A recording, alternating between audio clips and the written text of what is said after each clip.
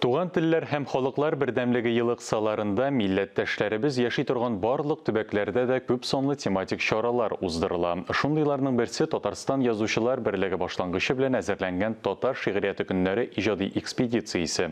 Төп максат татарлар күмәкләшеп яши торган төбәкләрдә әдәби күргәзмәләр, очрашулар, кичәләр үткәрү, татар әдәбиятына, мәдәниятенә саллы өлеш керткән шәхесләрне, татар халкының тарихи мәдәни кыйммәтләрен, рухи мирасын барлау. Әлеге әдәби тарихи десант дип исемләнгән экспедиция маршрутына Башкортстан Республикасы, Оренбург, Ульян, Самара өлкәләре керә.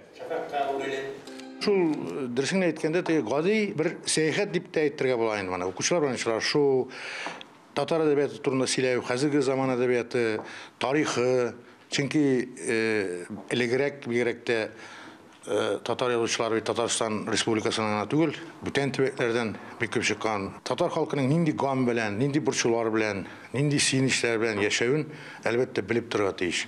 Безнең әлбәттә матбугат чараларыннан безнең бөтенләй хәбәрсез түгел, ләкин үзең барып күрү, алар белән аралашу, аларга нинди әсәрләр кирәк, алар нәрсә көтә татар әдәбиятыннан, һәм без нәрсә көтәбез үзебезнең халкыбыздан, шушы сорауларга без күпмедер җавап табарбыз дип өметләнәм.